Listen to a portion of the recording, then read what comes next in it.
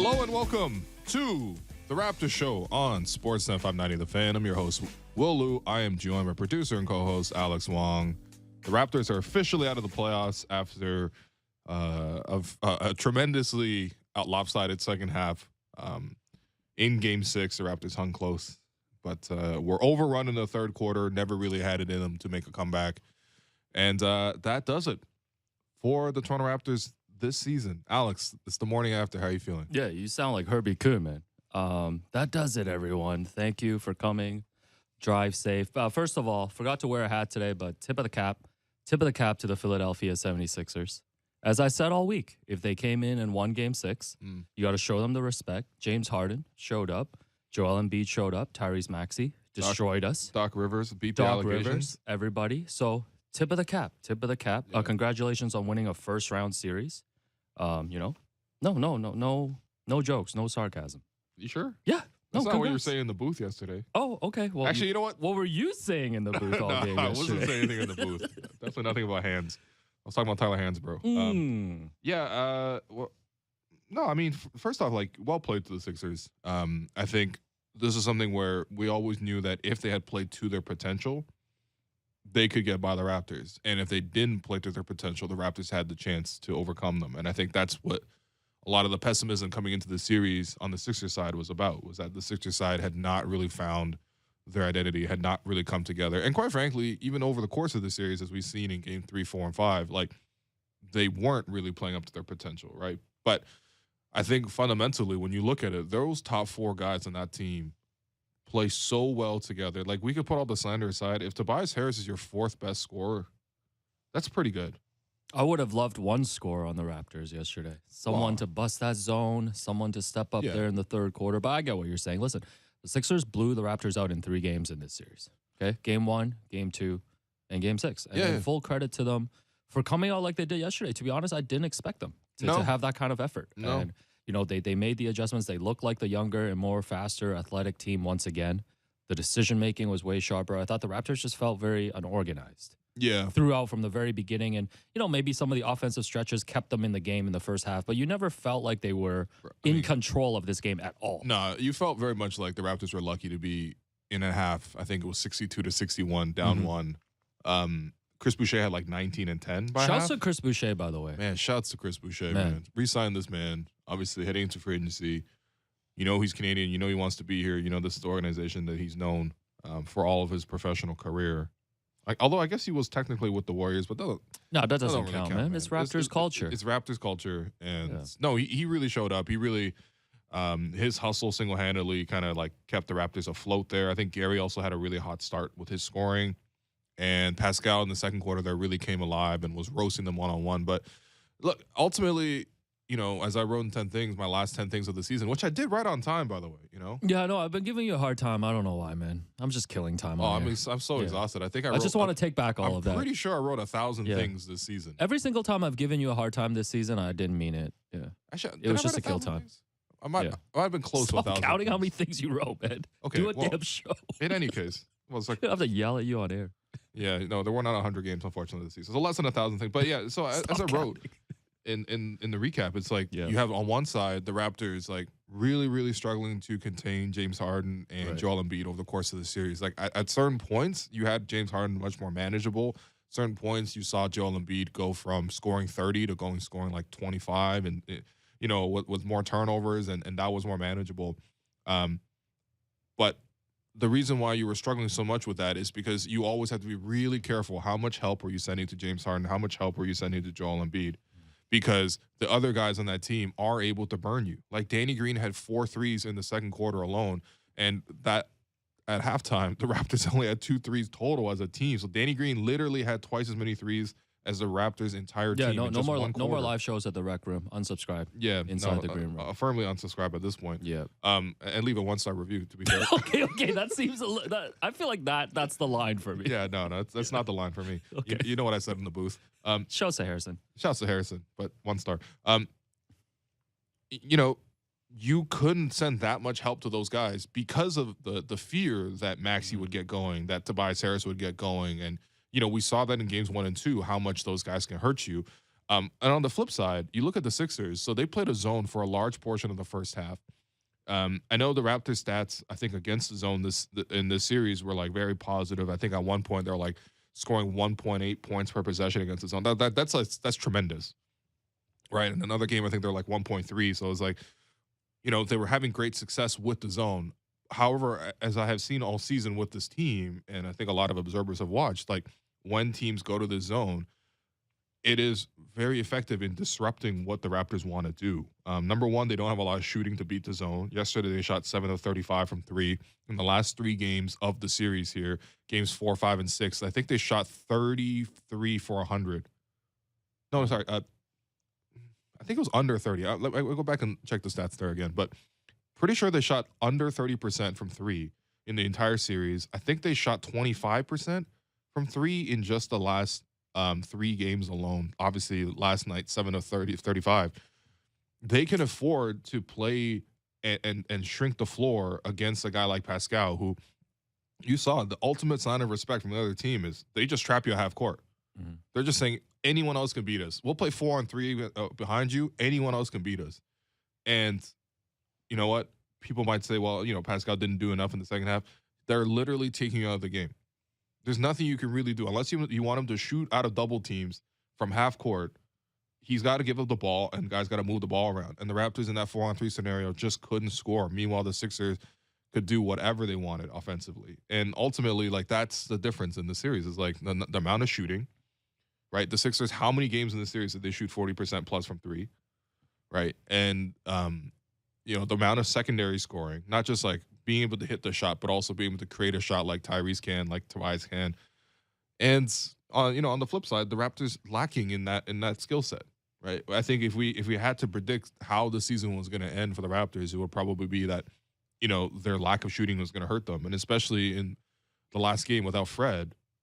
I mean, who was there to hit a shot for them? And it was mostly Gary, who, let's be real, Gary also got picked on defensively the entire night. Like the Sixers' game plan was to go at Gary. Yeah, that third quarter stretch at end of the game, they were just going at Gary, and Nick had to call a timeout and basically take him off the floor. Yeah. And if you take Gary off the floor, then who's making a shot for you, right? Yeah, and I think so much of the conversation we talked about, should Fred come back in this series, etc. Like last night, they could have really used him just to get organized, and like you mentioned. But again, it's a different conversation when it's a not healthy version of Fred. By the way, the Raptors are doing their player exit interviews today, but we'll cover that on Monday. I think we have lots to talk about and lots to ration. We're already starting to ration the content. The offseason rationing is back. Thad Young called the organization elite. Fred is eligible for an extension this summer, and he said he's always open to having conversations. Man, Fred talking like me. And programming note too, because I know, a lot of people hit me up wanting to know after yesterday's game, whether today was the last show. We're going to pretend it's a season finale, and then we'll see you on Monday. So we'll be around for the rest of the playoffs. We're going back to 2 to 3 p.m., Monday to Friday, for the dedicated YouTubers and people watching on Sportsnet 360. So we'll be off YouTube and Sportsnet 360 during the second round of the playoffs. Yes. So the next couple weeks. And then we'll be returning during the conference finals and NBA finals. But basically, we will be doing our show. You'll find us on the podcast feed. You'll find us on Fan 590 every day, Monday to Friday, 2 to 3 p.m. for the rest of the playoffs. Yeah. So back to Game 6. So the Sixers won the second half 70 to 36. And per Chris Black of Sportsnet, that is the worst point differential in a half in Raptors playoff franchise history. That's almost hard to believe because I saw a lot of those LeBronto years. Oh, we all saw those. Yeah, I think LeBron might have just spread them out through 4 quarters. Just beat us by 10 every quarter type. Yeah, fair enough. But yeah, so I don't know. I don't know what else to say. Anyways, we have some clips. So Nick Nurse took to the podium after the game, and here were his thoughts on how Game 6 played out. Yeah, I mean, listen, they congratulations to them. First of all, I thought they were certainly great in 3 of these games in this series. I mean, they were really great. They shot it, they passed it really well in 3 of the games, and tonight was one of them. Obviously, we don't guard at all. Again, for the whole in the second half, we can't stop them. and that's, we've been stringing up a lot of sub-30s and 25 quarters defensively, and we don't get any of them really tonight. And yeah, I mean, we weren't helping ourselves because we weren't shooting the ball well. We were playing a lot in transition. We knew that's what they talked about wanting to do. We talked about making them play against our half-court defense. They got too many in the transition as well, and just about everything, really. Yeah, Nick Nurse summed it up. You want to get out of here? I know you do. Off-season Alex has returned in full form. Can't even say this enough. 2 minutes before the show, this man shows up with breakfast in hand, eating a cream cheese bagel, being like, It wasn't toasted. I'm upset. Yeah. Yeah, Will was just staring at me. I've never seen Will judge me like that, but, I was just wondering if you could eat that bagel in 2 minutes. I mean, if you asked me to, I could have. But anyways. I'm going to ask you to eat 10 Big Macs. That's going to be our content. No, I avoided having to eat a hat, silver linings, to be honest. Damn. Would have loved to see a Game 7 tomorrow, though. But yeah, listen, we were talking about it in the booth last night, too. Like, the defense was just not there, and I think it was very disappointing considering the effort that they put forth in the last 3 games, especially Game 5 on the road. Well, I mean, look, I thought the Raptors had figured out a lot of things defensively, and this is where you got to give Doc a lot of credit and his players a lot of credit for responding to that, right? Because what we've seen from the Raptors in the last 3 games, in games 3, 4, and 5, was that they were able to lock in defensively, keep the game manageable, and actually compete, right? And because of that happened for 3 straight games, I thought that the Sixers might have been out of ideas because you don't really let that thing happen 3 times in a row before you really change something. However, credit to the Sixers because they were actually able to find some, things to respond towards. I think there were some things that were like very, very much like obvious in the sense that like you're gonna go attack the Raptors' weakest defenders, right? And in the starting lineup, it was Kem Birch, who doesn't help off of Joel Embiid whatsoever, which means that coming off the screen from James Harden's just gonna get downhill with nobody rotating over and getting to the basket. That's exactly what we saw at the start of the game. Was James was like taking over. He was even dunking the ball and stuff.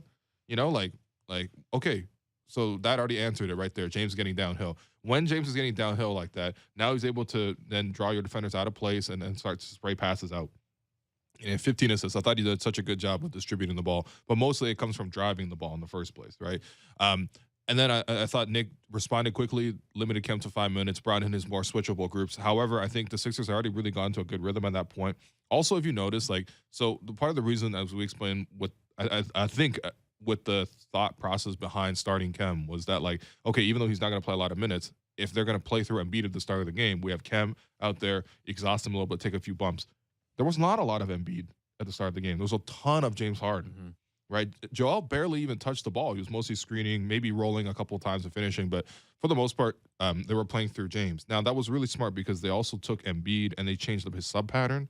A lot of the time, they were using Embiid for very, very long stretches. Like sometimes he would play the entire first quarter or like the majority of it, the first 10, and then come out and then come back into the game like midway through the second. Like they changed up his sub pattern to give him 2 breaks per half instead of just 1. Kept him, I think, a little bit fresher. We've been talking about how exhausted he looked. I think 2 days off also really helped the Sixers in that sense because, those are the older guys and they have a shorter rotation. Those guys really do need a little bit more time. But they made a lot of good tactical adjustments on that front. Then it was attacking Gary when Kem was out. And, quite frankly, though, it's not just on those guys. Like, it's also on the rest of the Raptors. Like, who would you say played out there that defended well? Yeah, right? I thought Scotty was really skittish on the defensive end. Yep. We talked about Gary already. And I think so much of this Raptors team is about being connected on the defensive end. And once you lose that connectivity, you're going to give up 130 points. Yeah, I mean, it's also just like they weren't even executing switches. Like, it was annoying to watch. Like, okay, so Embiid hit the bench early, as I mentioned, right, to change up his sub pattern. So Paul Reed came in. And this is in the first quarter where, you have, I think, Scotty guarding Harden and I think Precious guarding Paul Reed, right? And it was coming off a pick and roll there with Reed screening. 100% of the time, you switch that screen. Like, there's no question about it. There's no like, oh, we're going to try to hedge. No, we're just going to switch that screen because it doesn't matter if you have Precious guarding James or Scotty guarding James, but you need to switch. And if you even go back and watch the execution of that switch, Scotty was too slow, couldn't get back to Reed in time. Reed was able to get a step, and James did a really good job of distributing, making early, quick, timely passes, led Reed to the spot, and I think Reed got to the basket, finished an and one. I think Chris Boucher came over to help, but he wasn't able to deter the shot. But the initial breakdown, like that's a really simple thing that you need to nail all the time if you're going to play in a switching defense. And if you're not even going to execute basic switches like that, then you're not going to be able to defend. And we've seen all season, if the Raptors don't come out with a really good defensive effort, if you see them come out and it's like, oh, both teams are scoring 35, like the Raptors rarely win those games, especially against truly, truly good teams like the Sixers. So, I wasn't surprised. In fact, if you go through my tweets, like I was fairly concerned throughout the entire course of the first half, even though the Raptors are keeping pace. It was just like, this is not a good thing, because I think eventually, with the Raptors, they're going to hit a 5-minute lull. Yeah, they're not going to score. They hit a few of those. No, you were saying that in the radio booth in the first quarter. I just really hated watching all this play out in real time. Like it was just like you could see it coming, and I think that was probably the worst part about it. But it is what it is. Oh, okay. That does it for us for today. Thank you for listening to the Raptors Show. So Nick Nurse. No, I just mean like it's painful talking about this game. I don't know. You know what? The pain for me is less about the series and really less about last night's game. It's just like the end of the season just always sucks. Yeah, like when it's just there's abruptly over. Yeah, when there's no other game to look forward to, when the Raptors can't bounce back from yesterday's game. Because I'm sure we'll get into this later. And by the way, we've got Daniel Dale joining us and Alvin Williams in the second hour. The original plan was for Daniel Dale to share his experience of remembering the 2001 Sixers-Raptors Game 7, and for us to talk about all of the Game 7s, and also Alvin. Not that we don't want to talk to them, but that was the original plan, because, I was planning ahead for Game 7.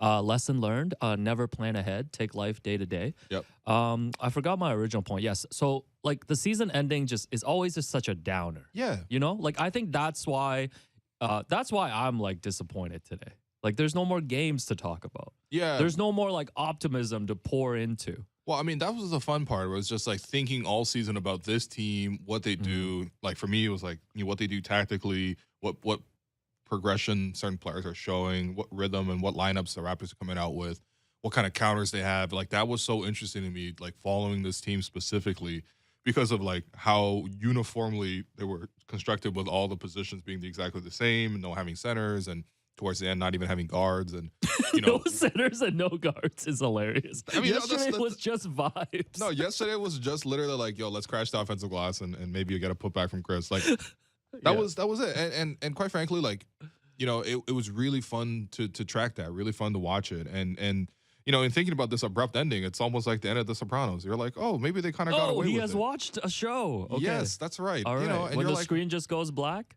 Basically, that's kind of how the season By the way, went. the creator, David Chase, did confirm that Tony Soprano died in that scene. Oh, I thought you were going to say he confirmed that he's a Sixer fan, and I was like, no, that's M. Night Shyamalan. Oh. Okay. M. Night's like, damn, team coming back from 3-0? That's a twist I could get into. Anyways, no, I get what you mean, man. Yeah. I get what you mean. But no, it's jarring, I think, and it's hard to say goodbye in that fashion, but this is just kind of how, this thing works, and I think that we got this extra week, this extra runway to see them compete and play at their potential in games, 4 and 5, and it was really fun to go ahead and enjoy that. And I don't regret any of the things that we said or anything, the ways that we felt about it, because you have to celebrate the literal victories in life. And games 4 and 5 were tremendous for that. And to give us hope and to give us reason to believe in this team is one of the things where you come out of the season, you're like, you had such a strong year, a lot of promising things going your way. And, you have momentum building towards the future. If we just came out of that with a sweep, you would have felt totally differently as compared to the series ending in 6. I still think that there are some regrets. Maybe you could have forced a Game 7, had a couple of things gone differently. But ultimately, you also have to acknowledge, man, the Sixers have some really good talent. Like, again, their top 4 is really, really solid. And I came out of the series with a improved respect for a guy like Tobias Harris. Tyrese, I think, has really stepped in as a second-year player, and he looks so explosive. Like, when he's that quick, but he can also just run down the floor and shoot a 30-foot pull-up. He's unstoppable. Yeah. He's actually unstoppable with he's that not speed and the shooting. Either. Yeah. He's so good at finishing in I'm really transition. impressed. I'm really impressed with how he can just like turn it up full speed. Yeah. And then just come full stop 30 feet out and just get set, Set your feet and shoot a three. Yeah, I don't understand that. Yeah. But again, like you have to really respect that. And quite frankly, you got to show a lot of respect to Joel Embiid as well. I mean, look, listen, I know he played the villain role, was cupping his ears, was doing the Not airplane. a villain, man. Respects to Joel Embiid, but not a villain. This is the first round. Congrats on winning the first round. Okay, so you're saying he's a Trae Young of bigs? Oh, okay. I like Trae Young, though, so I don't want to agree with that. How do you like Trae Young but dislike Joel Embiid? Anyway, whatever. But in any case, you know, you got to respect him too, because for him to play through that thumb injury, for him to still shoot like incredible percentages, we saw yesterday.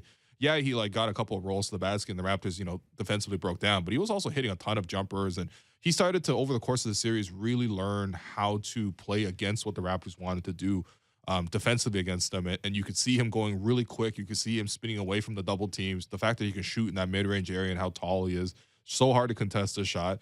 And defensively, you know, he showed exactly what he's capable of if you, you know, never called defensive 3 seconds and let him stand in the paint the whole game. No, but seriously, though, like, he's a really, really good rim protector, and we finally saw it here in Game 6. Obviously, Game 5, I was literally putting together compilations of how people were driving past him. You know, Game 6, he stopped everything, you know? So, good for the Sixers. Congrats to them. And honestly, again, congrats to Doc, because I think he really pulled it out of the series. Like, he had to make a lot of adjustments, and he did so. That's why he earned his doctorate. Man. He had to answer a lot of questions about 3-1s. He's Dr. Rivers. Tip of the cap to Doc Rivers. Yeah.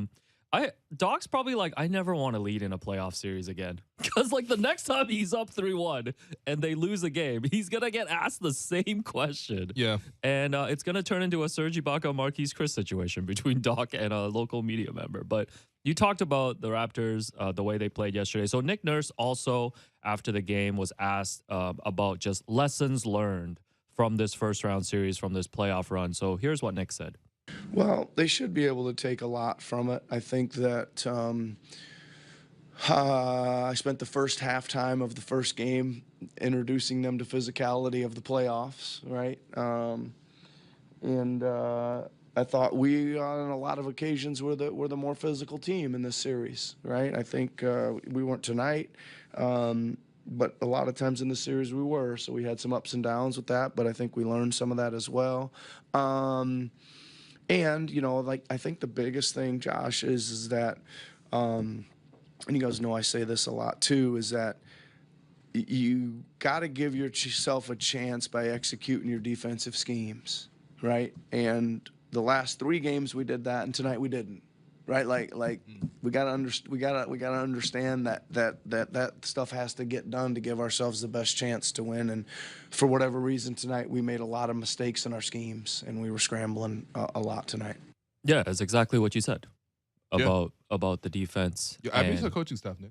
No, I'm saying, man, you and Nick should just do React Pods together. That should be the post game. That should replace the post game Zoom. Is my suggestion. You don't seem very excited about that. You wouldn't want to talk to Nick after every game? Like, hey, Nick, who's your Gerald Henderson Award It's like, winner hey, Mr. tonight? Nick, who would you give the 3 stars to? He's like, number 1, Nate Bjergren.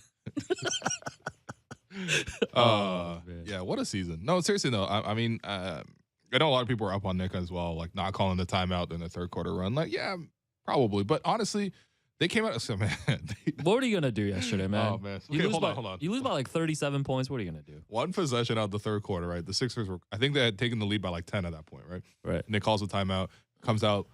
So the Sixers in the second half, the big adjustment was they were like, okay, zone is really good in the first half. They were really forced Pascal to play sideways rather than playing downhill, right? It's like, okay, but then towards the end, they started playing more one-on-one. Pascal started cooking them. And Doc and the coaching staff basically said, yo, did they only have 2 threes at halftime? Are you serious?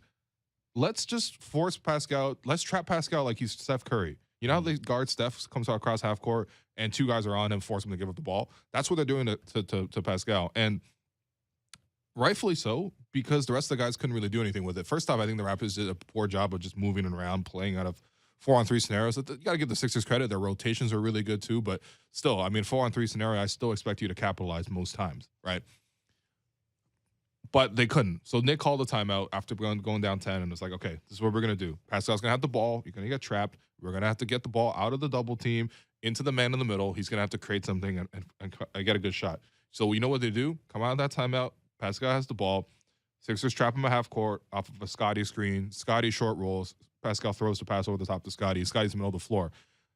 And I couldn't believe what happened next. Scotty was like, "Oh, now that I'm open, let me throw a high-low feed to Precious Achua in the I post." remember that play. You were so mad. Precious Achua in the post.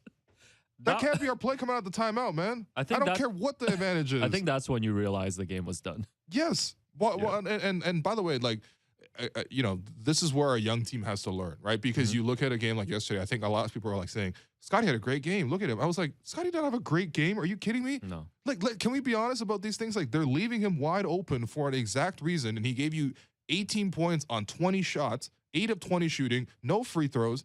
He got 2 threes, which is nice, but taking him 7 threes is quite a bit for that. There for was that player. there was no impact in those. And there's the stats. reason why they left him open, right? I really enjoyed watching him go drive at Joel Embiid and score a few times. That was really impressive. But the reason for that is Joel Embiid was guarding him in the sense that he was just leaving him wide open and going over to clog the paint. That's why Joel was able to stop the rest of the offense. And in the few moments where Scotty attacked, he couldn't really trust the jumper, couldn't really beat the defense in a consistent fashion. And that's largely why the Raptors ended up losing in this game. And that's not to say, you know what, Scotty is a bad player. No one would ever say that. It's just like for a young guy, you have to learn that. Because as I wrote after the game too, there'll be like 3-4 years from now, he will be the one who's in Pascal's position, where he's such a good player that they're going to be trapping to force him to give up the ball. But right now, the Sixers' game plan last night was to force him to have the ball. And he's got to take that as a sign of a motivation, as a sign of a recognition that he needs to get better too. Because if you're basically always left open, or if you're always at least getting into play in 4-on-3, I need more production than that. And I think the Raptors need more production than that. And that's where you start, by getting these playoff experiences and learning what you have to do, just the same way that Precious has to do that as well. Yeah, for sure. A couple more other things if you want to talk about them. Embiid did that, his patented airplane celebration there in the fourth quarter. Yeah. And then on the next possession down, Pascal drove and accidentally elbowed him in the face. Was it an accident? Well, they hugged it out after, talked about it, and, you know, everything seems cool between the two guys. I'm not going to speculate if it was intentional or not, you know. Really? Things happen on the floor. Yeah. Yeah. I mean, look, listen, it was a basketball play. Yeah. I like that. Like, it wasn't like he just like swiped down in his hand or something. Once again, first round villains. I was thinking about this. I mean, like, Paul Pierce is probably the most famous first round villain for the Raptors in Raptor lore. And, you know, he used to post like what, he was the king of the North, like, you know, all of this stuff. Said the Raptors didn't have it. He doesn't even know how to use Photoshop, man. He doesn't even forget he doesn't know how to use Photoshop. Paul Pierce doesn't even know how to use photos. Yeah, and he also has like 2 phones with him all the time for some reason. Anyways, like, it hurt back then, but I feel like I don't really feel the pain of like Joel Embiid being a first round villain. I don't know if it's because the Raptors recently won a championship, or if it's because the Raptors already like destroyed the Sixers franchise once, like during that championship run. It just doesn't hit the same for me. No, I mean, it's also like the expectations are totally different, man. The Sixers are trying to contend for a championship, and the Raptors had a really, really strong season that put him in a position where that's a good point. That's really the main thing. The other thing, Goran tweeted out a bunch of crying, laughing emojis, and then he posted a photo of himself like winning some Euro championship. I personally don't care about this Goran versus Raptors fan thing, but, you know, I thought I'd throw it to you in case you wanted to say anything. Yeah, I mean, you know, look, am I going to be petty about this? I already was petty about this in the previously, so I don't really need to say too much. I just think it's funny that for a man with higher ambitions, the man won -1 rings this year. We'll just leave it at that. Oh, man. All right. That's enough for Game 6. Yeah, when we come back, I'm going to do the longest shout-out segment ever. Let's do it, because look, there's lots of love to show on the show, man. There is lots of love, and that's another thing that we always do at the end of the season is you know, reflect and thank people. Yeah. You know, we're just thankful people in general, you know? Yeah, exactly. We are that. I don't know why you're saying it so sarcastically. It's true, Why though. does everything I say sound sarcastic? I'll work on that in the off season. No, that's okay, man. Come back to exactly the way you were. You had See a if I career come year. back. Just kidding. All right. That's a good spot for us to take a break. I'm your host, Walu. That's Alex Wong. You're listening to The Raptors Show on Sportsnet 590 The Fan.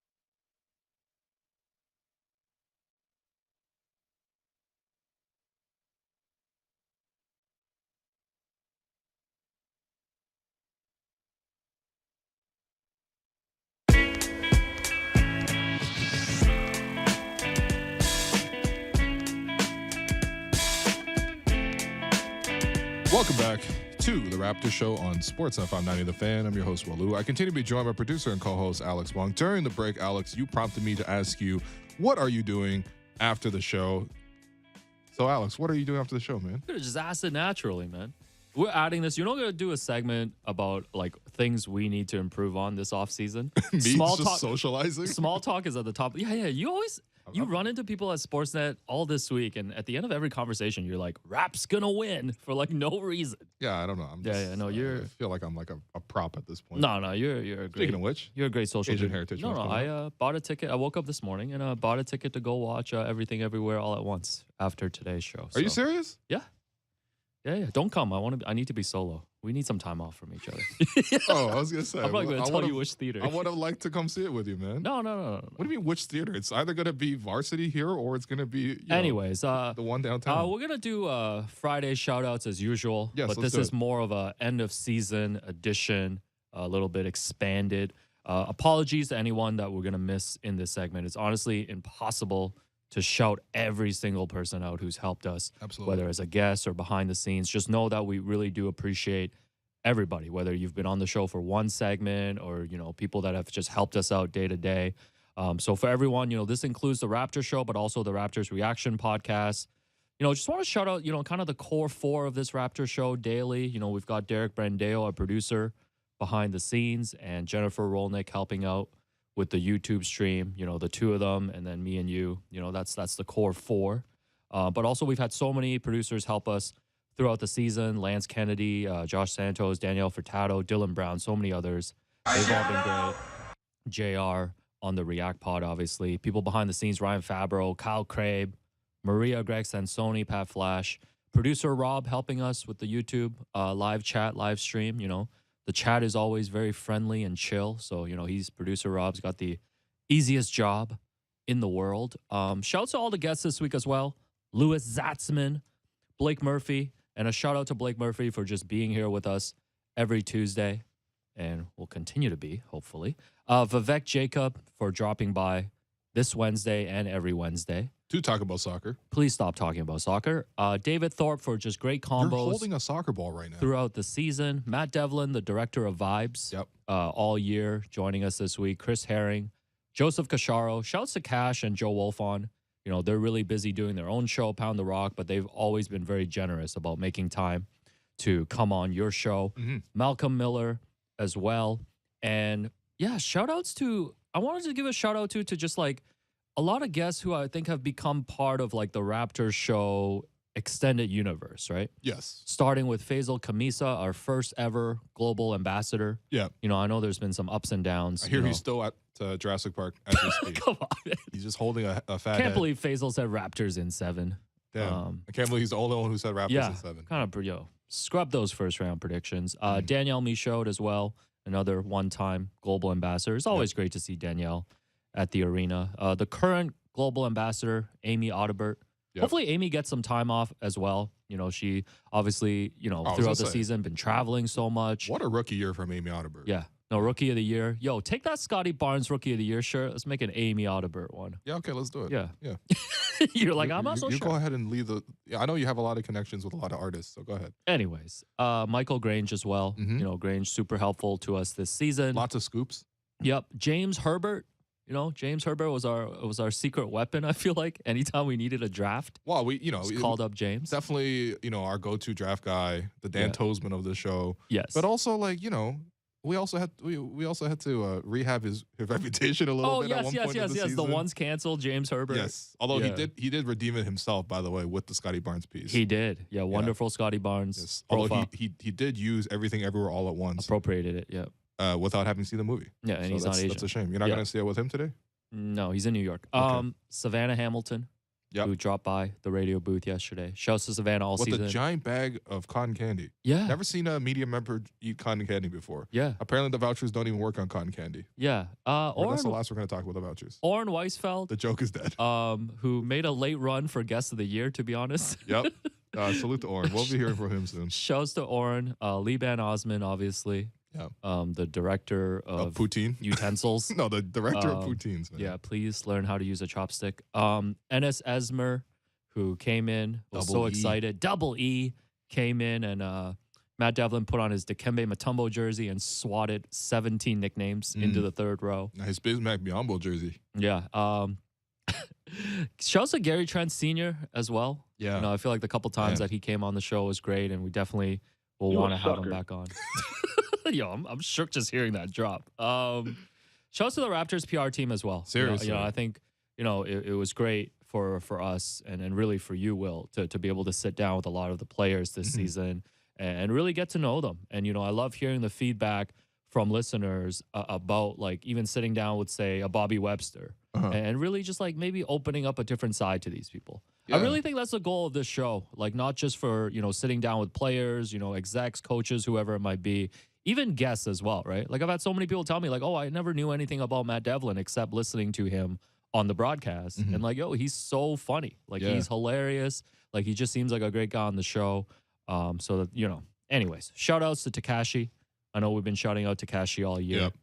Apologies, Takashi, that you couldn't come here to Toronto, but, you know, just come next year, right? Is Utah going to be here next year? I don't know. Tune in on our August 15th show to find out about that. So on the next episode of Dragon Ball Z. Yo, we might have to say that every offseason. But okay. It's like coming up, Frieza will finally confront Vegeta. Shouts to Ali Khan as well. Great energy. Shouts to the YouTube stream. Seriously, it was really great to interact with that community. I know as any online chat has the propensity to do it. Sometimes, you know, goes off the rails, but ultimately there's a lot of people who are very engaging in there, and it's fun to, like, have live feedback, I think. And I know for half the time when you're talking, I just like to look at the comments because I'm not really listening. You snapped at a couple fans. By the way, a lot of the YouTubers always ask us, like, oh, how come you guys are always looking up at the upper right corner? Yeah, we've explained this many times. It's because there's a television feed of us, so we're just looking at ourselves. Yes, absolutely. Yeah, did you have any shout-outs before I move on, continue with my shout-outs? Yeah, well, I mean, you know, to your point about Raptors PR, I got to say, like, the amount that they helped us this year is truly incredible because just off the top of my head, the players that we had on the show this year, Gary Trent Jr., Scotty Barnes, Fred VanVleet twice, Yuta Watanabe twice, Malachi Flynn, Justin Champagny, Serge Ibaka, Norman Powell, Jody Meeks, Chris Boucher, Thad Young. And then at the end of the season, we're supposed to talk to Nick, and they were like, well, you know, sorry, we can't make Nick available this week. Would you settle for Bobby Webster? And I'm like, would I settle for Bobby Webster? Of course I want to talk to Bobby. So that's incredible, man. I mean, like, for me personally, like, just professionally, I think the hardest thing in this business is to, like, access the people who play and the people who make the decisions and all that. And, you know, I had done interviews before, you know, I was at Serge's house. We took turns interviewing Serge at Serge's house. He was so confused. It's such a weird story because a week before that, you went to Serge's house and you interviewed Serge. Yes. With Keyshawn. Yes. And then a week later, you showed up. I showed up with Ahmed. And I think, honestly, Serge might have been like, is this deja vu? Like, why are you here again? Yahoo's here once again with the Asian community. But no, seriously, you know, we had done big interviews before. We sat, you know, I sat down with Nick Nurse before, and, like, you know, I guess it's not like that surprising, but to be able to do this all the time, to be able to have this much access, I think it's a huge testament to Raptors PR helping us out on this front. They were super helpful. Let's be real. I think also joining the Sportsnet platform has really added a lot of, like, credibility. Sure. Even though we're still the same people. Yeah. No, I've had a contentious history with Raptors PR, but tip of the cap. Yeah, that's right. Tip of the cap. And ultimately, like, it was super helpful, and I think it really worked out. It was such a challenge for me professionally to do all these interviews and do all the research and everything like that, and sort of just, like, try to bring that side out of these people. No, and I love hearing the interviews. I hope that we were able to do that. Yeah, no, I loved hearing the interviews, and I love you getting the opportunity to do a lot of that. You know, when we started the show, I told you, I'm here to support you in any way. And you know, I truly do mean that. You know, when we walk through these doors into the studio, you know, just check our egos at the door. I don't know what I'm talking about, man. That's not even true at all, man. We sound very egotistical right now, including the next shout out, which is to shout out to all the listeners. Like, you know, you have in here that we joke all the time about the stands and everything like that. But, like, genuinely every interaction, whether it's at the arena, whether that's, like, just walking the street or on the TTC or, you know, just being out and about in Toronto, like, you know, it happens, like, daily, regularly, and it's very awesome. I think it really just says, like, two things. Number one, the power of television. Yeah. I have like an unmistakable head, so even if I want to hide, it's very obvious who I am. And also B, like, it's just like the Raptors community is like so much bigger than what I had even originally imagined. You know, there's so many fans that come up that are like, I wouldn't have thought that they were fans, or like, you know, there's just like, I don't know why. In my mind, it's just like I have an idea that there's like a whole bunch of 20-year-old Asian people who like our show. Still in my mind. That's all I think about. No, but it's really like everywhere across the city, and it's really really cool that we can build this community. And I know for a lot of people, they've been asking for a lot of more Raptors coverage. I think everyone was already quite happy with the Raptors coverage that was existing, but they wanted more of it, and they wanted it on every platform. And that the chance that we got to do that this season was really special, man. And I don't think that that opportunity comes along very often. So I want to be very thankful for that. And, you know, especially to the fans who ultimately make this possible. And also a shout out to my dad and my brother, who are currently in the car together listening to us today, finally on the drive home from Montreal. So have a safe drive. Oh man, to my Mr. family. Lou. Yeah. Please have a healthy meal on the way home, not just stopping for an en route meal, but ultimately just drive safe. And I will see you guys after the show today. Yeah. By the way, to Will's younger brother, I still do want to book you on the show during the off season, which starts today. So yeah, George, you should know that he calls you Seth Curry. George, you should check Seth Curry's stats. Had a really great season this year is all I'm saying. No, I think with the fans too, like even yesterday in the arena, like, someone randomly came up. He's like, yo, Alex just bought Cover Story, started reading it. Or when I was at Alouette, there's this nice lady in front of me who was so kind. She was just like, yo, love, your show with Will, and you're the reason why I'm here to get the wedge salad. Like, it's just like those little interactions is just super cool. Like, it really is. I think that's the whole idea, is to like, to make the Raptors community like a tangible place, right? And I think in order to make that happen, you need to have the proper coverage and the proper access and, the platform. But also, like, you need to have that sort of like openness and that welcoming space, and I just hope to always provide that, as much as possible, genuinely. Yeah, like I'm just another fan. Like I'm like living the ultimate fan experience as a Raptor fan. And I'm living the ultimate Will Lou Stan experience.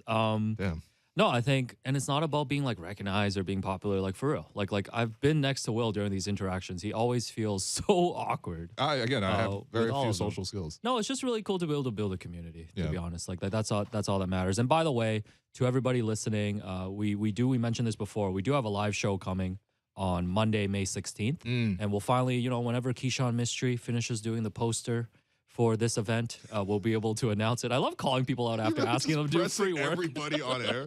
No, listen, it's a charity event. 100% of proceeds will go towards. It's not an official Raptors Show event or a Sportsnet event. No, it's Alex and Will trying to be good to the Asian community. Yes, event. Asian Heritage Month. It'll be at a location downtown to be announced. So hopefully, just tune in keep listening to the show, to the podcast. We'll put out the ticket details because it is going to be limited capacity. So it's not like everybody can show up. But I want to reward people who listen to the podcast. So we'll put out the ticket sales information on this show first before we like put it out on social. That's right. So for people that listen to the show, like you can have first dibs. We'll set up a meet and greet. $20 for a photo with Will. $20 autograph. We will only collect 90% of those proceeds personally. No, I'm just kidding. 100% of proceeds is going to charity at the event. And yes, and photos are free. Please. Yeah, just hand me your phone. So we'll still be around for the rest of the playoffs. Yes. And I think there's still going to be a lot of Raptors stuff to talk about. Like next week we'll start the early, off-season conversations and, talk about the exit interviews because Nick and Masai are going to speak next week. Yep. And, there's going to be still a lot of stuff trickling out, I think, with regards to the Raptors. Like we probably go through some of the players and talk about that and hopefully maybe still get some of them on. And then we'll also talk about the playoffs as well. Yeah. I'm just saying all this, like, just, keep hanging out with us. No, I mean, look, we'll still be around. Keep us high on the charts. Here's the thing, like, number one, first off, keep us high on the charts. Because, like I said, if you don't want to listen, just download it and then just press play. Yeah, when you go to sleep. Yeah. That's honestly what I do with a lot of podcasts. Yeah. It's quite. Just tell quite 3 soothing. friends to do that. Yeah. Everybody tell 3 friends challenge. Okay. But yeah, I mean, we'll definitely be here. I think the rest of the playoffs is gonna be really interesting. I think for me as like a real hoop head and everything. Yeah, like that, a nerd. The playoffs are being great, man. Like I'm really looking forward to it. You know, quite frankly, can we say this on air now? We can officially declare that you and I are joining Heat Culture for the next 2 weeks. Oh yeah, Asian Heritage Month coming up soon. So shout outs to Eric Spolstra. So we're Heat Culture. Yeah, no, we're officially joining Heat Culture. It's not enough for us to succeed. We need other people to fail. It's not only because I'm petty towards the Sixers. It's not only because Kyle's on that team. I also just genuinely appreciate the way they play team basketball, and I think going into that matchup, they have a ton of shooting against the Sixers team that can't use the same strategy that they used against Pascal. Like, imagine if you're trapping Pascal on a team that has, you know, Strus and Robinson and Hero and all these other guys who can shoot the ball effectively, or like a Jimmy Butler who can sort of make plays elsewhere. Like, they wouldn't be able to use that strategy, right? So I'm really curious to of course, Kyle. You know, yeah, temporarily we're going to be Heat Culture, so you'll be hearing from that. And, you know, of course, there's going to be a free agency period for the Raptors. To be honest, I don't envision free agency being that eventful, particularly. You know, I think a few years ago, you and I were doing Kawhi Watch, which was the first time we really did consistent videos together. This was back in 2019. I don't think it hits quite the same to do Boucher Watch or Young Watch. Yeah, I don't mind that, though. Plus, also, like last year, there was a lot to talk about. Because those are only key free agents. Everyone else is basically coming back. Last year, there was a lot to talk about with the draft, too, because the Raptors had the number 4 pick. And this year, they traded away their first rounder. They'll be drafting in the second round. Yeah. So there's going to be less content there as well. But no, we'll be around. Yeah, the Miami. You're not going to call the next Scotty Barnes an never again. press I reporter? don't want to have to apologize. But yeah, the Heat Sixers will be interesting. Yeah, Miami's like a Super Saiyan version of the Toronto Raptors, you know? So it'll be interesting. They're the Raptors if the Raptors had shooters. Yeah. No, they're the Super Saiyan version. Just going to read this Magic Johnson quote because this is just how I'm going to feel. His tweet from last night. He said, "Everybody get ready. We have awesome games in both the East and the West. I'm looking forward to watching the Eastern Conference matchups because both series are going to be awesome. Philly versus Miami and Boston versus Milwaukee." This is like a PSA. I think he's just trying to let you know which teams are in the playoffs. I think I'm going to start every show in the offseason just reading that for the next 2 weeks. Yeah, I wouldn't doubt it, you know. Considering you will do anything to burn 30 seconds. And as the sports media David Blaine, I will be disappearing. You know, I won't be on Monday to Fridays. Yeah, I was gonna say, really. I mean, all the shout outs aside, like shout out to you, Alex, because I know all the jokes about how you only work 3 days of the week, which is true. Like, it's not a joke, but like, you know, when we stepped up the show in anticipation of the playoffs, and obviously throughout the playoffs, like, you know, you stepping up to do the 2 hours, like, you lay out all the topics, you know, you put in all the clips and you do all the research, and just once in a while I'll come in and be like, let's just do something entirely different. And you're like, fine, we'll do it. But no, seriously though, in your position, you know, I think there's no way this show could ever be as good as it is right now without your contributions to it. I think there's obviously the vibe that we collectively set, but it's also just like the levity and like the perspective you bring. Because, like, you know, for me, I'm in my 20s, and, you know, I'm emotionally very invested in all these games. Enjoy the last 8 months of that. All right, I will actually. Thank you. Yeah. But that sounded really upsetting. No, for you as an old head, like, you really come in and bring that perspective. Like, you know, you're the Thad Young of this team. That's so right. I gotta shout you out. I think it's a career year for you. I know, you know, for all of us, like, we really appreciate what you do, man. So on behalf of the Raptors Show community, thank you, Alex. Yeah, appreciate everybody, man. It's good times. Don't know how to take compliments. Okay. Because I also don't know how to be humble. No, that's also true, though. Yeah, everything you said to me, I'm like, yeah, I know. I make this show great. You make this look good. Oh, man. Yeah, what else, man? 90 seconds. Right after you complimented me, I'm like, yo, I'm freaking out. Kill time right now. Hurry up. Well, I mean, you know, salute to Derek as well. 29 now. Yeah. Did we shout out Derek earlier? We did, right? Man. Of course we did. We shouted them core 4. You weren't even paying attention. No, I wasn't. I was texting my family who were driving, and they're like, "Hey, we're listening to you in the car." I'm like, "Oh, like, I have a family." Yeah, no, this is my work family. Oh, you know? Man, Derek, and Jennifer. Once again, man, we should do a show entirely in Mandarin and Cantonese. The Omni 2 special. Yeah. I actually don't know if I'd be able to talk about basketball. Yeah, actually, Cantonese. You know, we're gonna go to break very soon. Trust me, and we're gonna talk about basketball. Yeah, it's Daniel Dale coming up. Alvin Williams. One time, a 10-cent reporter. I know exactly who, by the way. Renjin Ball. Yep. He messaged me, and because we met each other during the 2019 playoffs, and he's like, "Hey, you know, you're Chinese," and he was like, "Yeah." He's like, you know, like, "Do you want to come on my podcast?" And I was like, "Oh." He's like, "Yeah, it's in Chinese," and I was like, "Yeah." like, how do I say this? Like, I came to Canada when I was 7, and so I speak Chinese like a 7-year-old, maybe like a 10-year-old at most. So I'm not totally comfortable. Like, I don't even know what a rebound specifically Yeah, is in Chinese. I can't talk And basketball. he's like, no, it's okay. We can translate for you. And I'm like, you want me to come on the show and Yeah. and speak essentially Chinglish? Yeah. And he's like, yeah. And I was like, no, it's okay, man. Yeah. I wouldn't be able to live this down. All But, right, we definitely got to try to do 2 minutes or something like that. but also, next Renjun's month. canceled because he voted Evan Mobley over Scotty Barnes. I checked. So we're just canceling people based on their rookie of the year Derek votes. is desperately waving us to go to break. So we will do that. I'm your host, Will Lou. That's Alex Wong. You're listening to the Raptors Show on Sportsnet 590 The Fan. When we come back, actual basketball talk.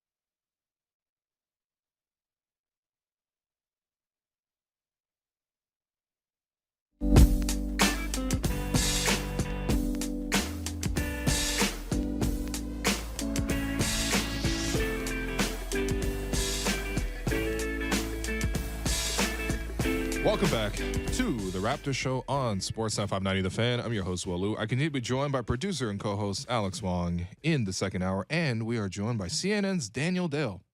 Daniel, how you doing? Oh, Daniel's not connected yet. We're going to get him on the line. You know, Will's slipping up already. Thinks it's the off season. Well, you know. Yeah.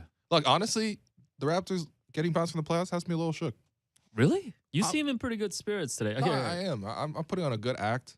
Oh, okay. But ultimately, I'm like, what am I going to do with my time? What do you mean, man? I have evenings free again? I already said we're going to go to the Jays game next Wednesday. Okay. You're going to come to the driving range with me. Okay. And Joseph Cacharo, Mark Savell, Realtor of the Century. And Ben Ekbeki. Like, we're going to have a whole golf crew. Are you guys going to dress like golfers too? Hell no, man. Look at, like, I'm going to dress how I dress. Yeah. You're going to wear the Arctrix again? No, it's getting a little too hot for that. Oh, okay. No, like you don't have to go to the SVP and buy a 1999 like Puma polo. I just don't know. Like I don't want to like fit out. You know what I'm saying? Like, oh, you don't want to be Kevin Love? Yeah, no, man. Like, no, man. Just all right. So people wear sweaters to yes, golf just wear the 3 hoodies that I've secured for you for free. Okay, I will do that. Yeah. This season.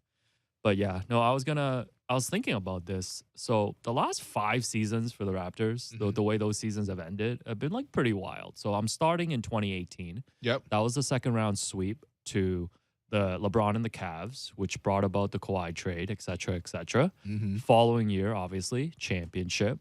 2020 gets stopped. The season gets stopped by the pandemic. Yep. When the Raptors were having one of the honestly not talked about enough defending champion seasons. Yeah. Especially without Kawhi. 15-game win streak, one of the best teams in the league, et cetera, et cetera. So that gets stopped. So the 2020 season ends in the bubble to the Boston Celtics. Last year was Tampa. Yep. And then this year, like the Raptors went through a lot of stuff too. Like comparative to like the other 29 teams. Playing an empty arena, all of that. And they have to do the draft process all in Tampa. Yeah.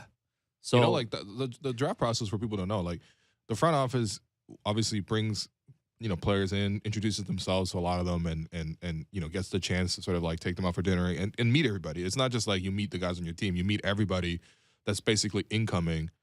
And, you know, a lot of that is like, not it's like a free agency pitch, but you want to leave a good impression on them, right?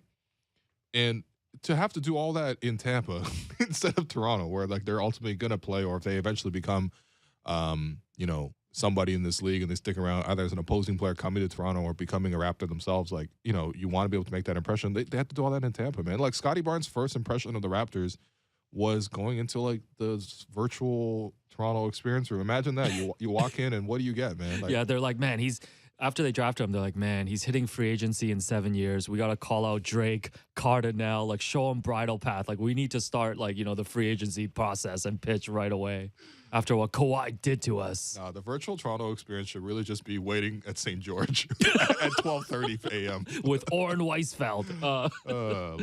Oh, man. But like, yeah, just thinking about the journey that this franchise has gone on, like the ups and downs of the last 5 years. Yeah. Has been like ridiculous. And like even thinking about like, this is the 3rd season now that's been affected by the pandemic, which is pretty wild to think about as well. Yeah, no, absolutely. And, you know, I think maybe the Raptors perhaps even more so than other ones just because they were the only international team. But I think in many ways, though, like it brought the team closer together in a sense, especially in that Tampa thing. Like, where are you really going to go, man? You're probably just going to spend time with your boys, like on the team. Like, what are you really like? You know, the stories come out of Tampa, which, by the way, there should be like I would read like an entire like I guess a 100-page book, like a mini book. Yeah, there was no reporters there to document like a long magazine, I guess, about the Raptors' time in Tampa, because you had stories like, eventually Pascal and Nick Nurse found houses like next to each other, so like they would go out into their backyards and they would see each other, and they would also see alligators, and in fact they might have seen the same alligator, you know. And it's like, okay, I want to know all these little stories. I want to know all the little stories of like Fred VanVleet being like, man, I missed the DVP. You know, I missed the Gardner. Which, by the way, now I was thinking about it because maybe it's because I'm always coming from the west side of the city. The Gardner is not altogether that pleasant to drive. But like, if you are coming from like the richer parts of Toronto and you're driving down like Bayview and then you get onto the DVP at night and you get onto the Gardner from the east side, it is kind of nice to get from the. Yeah, especially when you're driving 40 miles an hour. You can really just enjoy it. Yeah, you see really you see soak it the in. you see the bridge that's Bloor, and then like the subway that goes underneath. It's kind of nice. Yeah, you get kind of sick of it after once. Okay. Yeah, After so once. we've got CNN's Daniel Dale, and obviously huge Raptors fan, on the line with us now. Daniel, how are you? I'm good, Alex. How are you? Good. By the way, you're responsible for one of our 1-star reviews. Last time you came on, someone didn't even listen to the episode and just said the Raptors show has gone political. So appreciate it. Anytime I can bring you guys down. Happy to do so. Oh man, listen. Obviously, I was hoping today we were gonna talk about Game 7 between the Raptors and the Sixers and go down memory lane to remember 2001 Raptors Sixers and 2019. But we have to pivot and talk about and reflect on this 2021-2022 season. And I thought we would do a quick roundtable. I can host this, and you, Daniel, and Will. I'm going to ask the two of you 5 questions just to kind of get your thoughts on things. So let's start with you, Daniel. When you look back at just this Raptors-Sixers series, what's your biggest takeaway on the Raptors side? Biggest takeaway, I would say lack of shooting. I think we love the weirdo roster. We loved so-called Vision 6'9", as the Twitter sphere likes to call it. We love Scotty. We love the potential, but there's just a glaring hole on this roster, and you can funk it up, and you can have everyone be large and the same height, but if you can't make threes in the modern league, you're not going to win. Yeah, that was a good one. I was going to say that as well because so the Raptors ended up shooting 29.9% for the 6 games from 3. The only teams below those were the Pelicans at 26%, the Suns, surprisingly, at 27%, and the Utah Jazz at 29.8%. Obviously, those, the Bulls were also right there as well at 28%. So, it's not good. They also made less than 10 per game, and I haven't redeemed free McDonald's fries in like a week. Yeah, I know this. Yeah. That's. I'm so sorry for your loss, Alex. And also the Raptors got bounced to the playoffs, but also the last 3 games of the series, which the Raptors did win 2, to be fair. But the last 3 games of the series, the Raptors shot 23 for 100. Oh man, from 3. So you definitely need more shooting in the NBA. And look, listen, I think the all 6'9" thing is really, really cute. It's really fun, but it also reminds me a little bit of when I was growing up and our family didn't have all that much. And my parents would just be like, we might not have this, but you have this other thing that's just exactly like this. It's just fine, It might not be Nike, but it has like it might not be N-I-K-E-Y.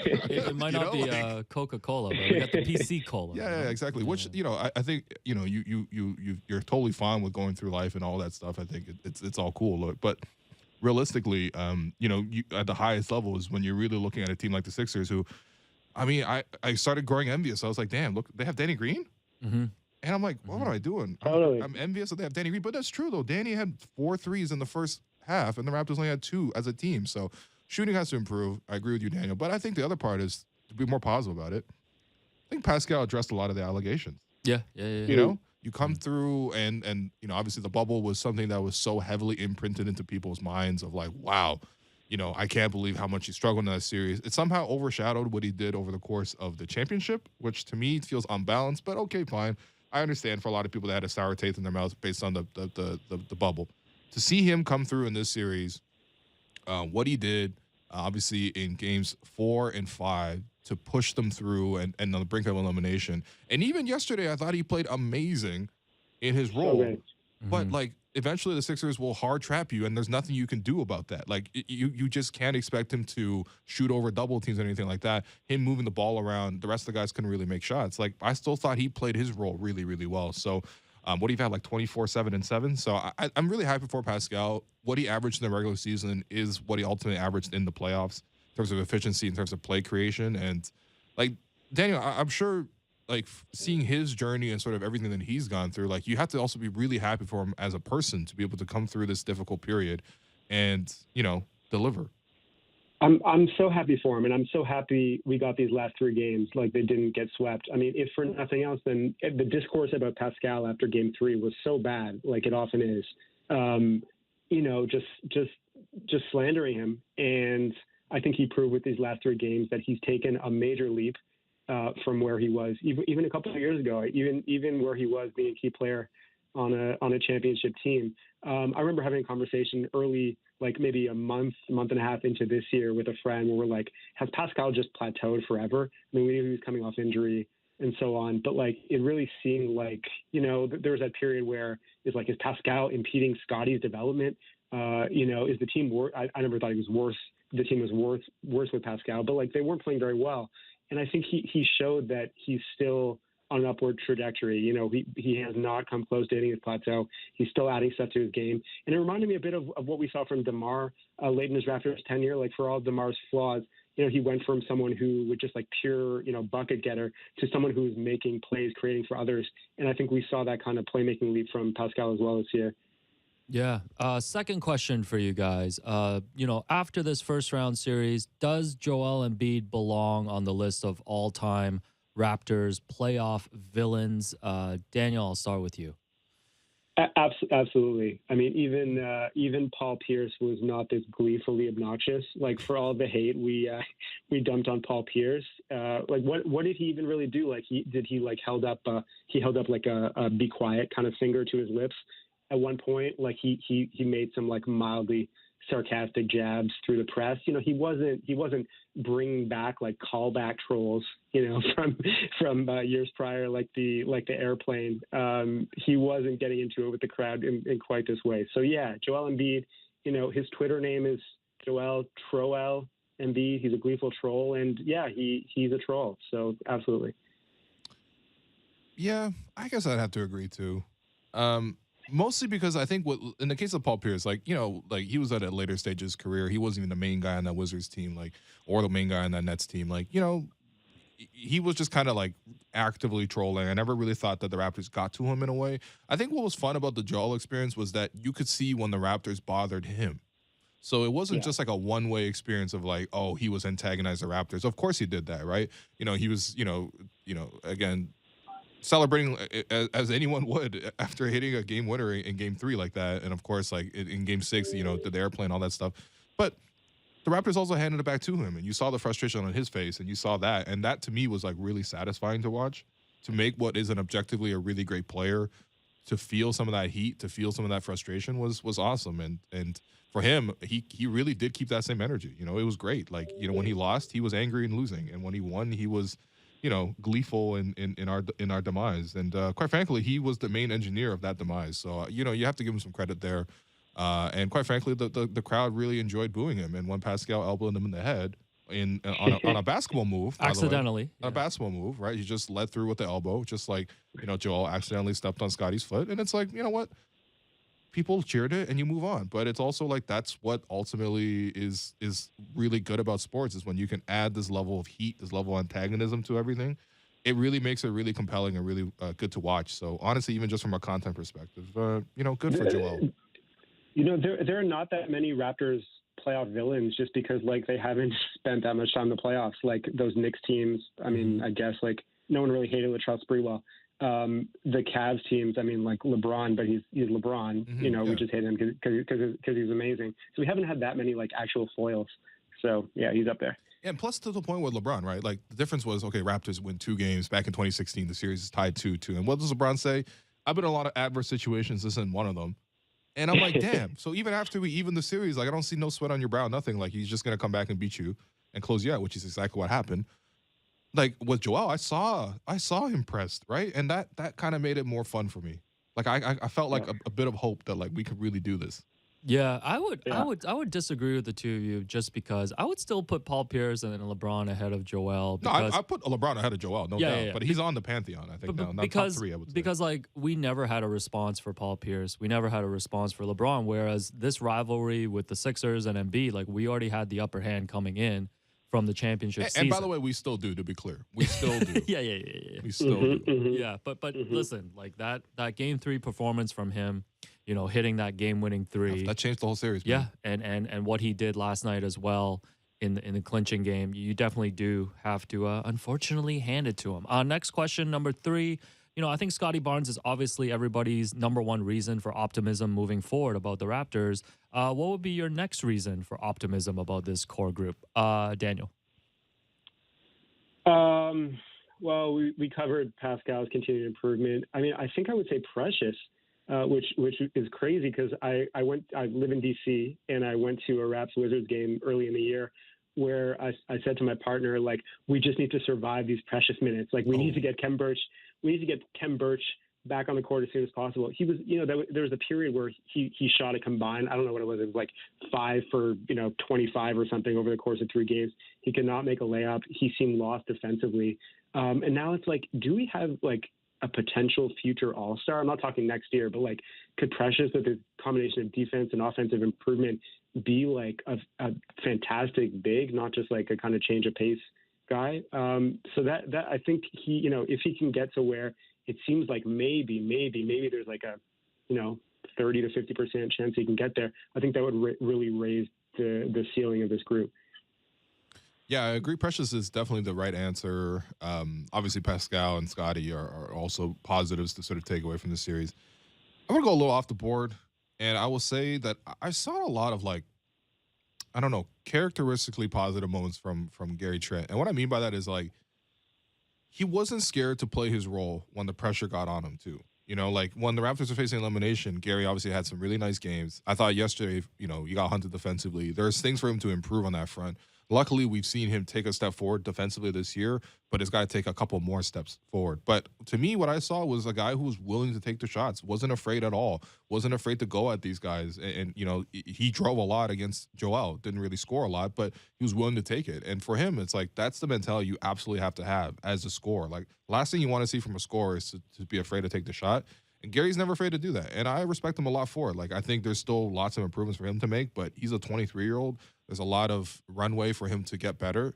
Having done so many interviews with Gary Trent Sr., I know his dad's going to be on him to keep getting better. And, no, I want to see him grow in the system because I think he brings what the Raptors need, which is guard play, consistent three-point shooting, and that little extra ability of, like, who can get hot for, like, 10 minutes here and really kind of propel us. And I don't think we saw enough out of Gary this series. Obviously, he was being sick, didn't really help whatsoever. But, I'm feeling pretty positive about him overall. Of course, there are like real weaknesses he's got to address, but I trust that he can do that because if you can get those weaknesses down, you have the makings of a very, very useful player who is not shy of the moment in the playoffs. Yeah, for me, I don't know if this is a cop-out answer, but I think the reason for optimism for me is just looking at what Masai and Bobby continue to do, and just the infrastructure of this team. You look at nailing the Scotty Barnes pick.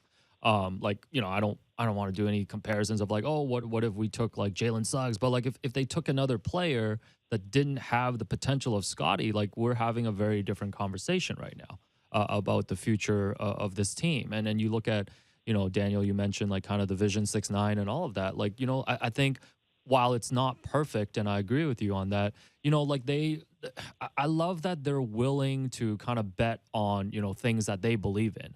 And I think they have the perfect head coach to do that too in Nick Nurse.